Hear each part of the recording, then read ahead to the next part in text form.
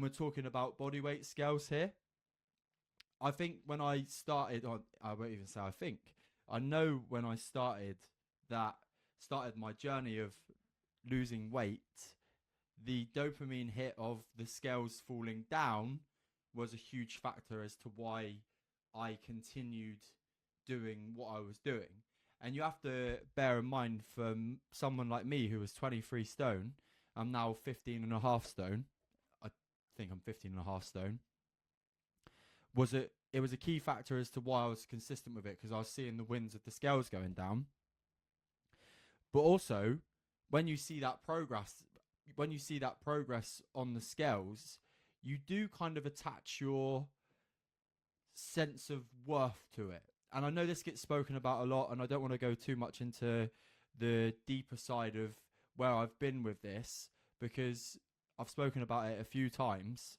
But when you're on a weight loss journey at the start, I do believe that there's a huge value in using the scales, because it's where you can see a huge change very quickly, and it can show for somebody who's not taken responsibility of their health and well-being and their diet and how they're feeling and the impact they're having on other people with regards to their size, that it can show them that when they take responsibility, things can change. Whereas I do believe people that have been stuck for a while with being overweight, like myself, think that that's just it, and there's nothing that they can do about that situation to change it. And that's not true.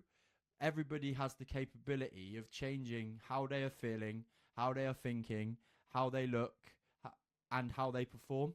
And as harsh as it can sound sometimes, the biggest way to do that is by taking a little bit of responsibility on what you're putting in your mouth, how much you're moving, not even in a sense of having to get into the gym, but moving more than you have previously, eating less than you have previously, somehow finding a way to get yourself in a calorie deficit, and then you see the scales drop. But moving forward, talking about the scales more, the impact of using that for a long period of time, which I did, it can almost become part of a routine.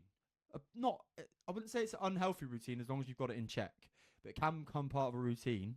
And when your health journey is solely based around losing weight, and then it switches to performance, which we've already spoken about, those scales not moving down can have on some people a negative impact on their journey.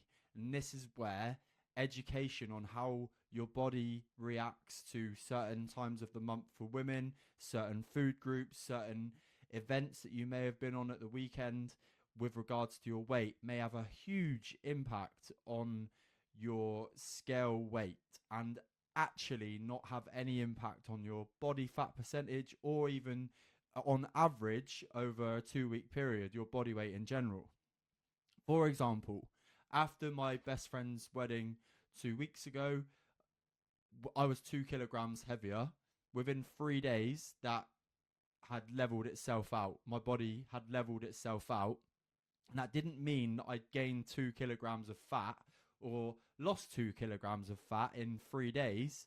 What it meant was my body had retained the water from the alcohol and the carbs that I would have eaten at the wedding and over the weekend, and then gradually leveled itself out when I got back into routine, and the water retention dropped in my body, which then led to my body percentages, whether it be with fat, with water, whatever, landed back to the plateau and the normality of where it should be.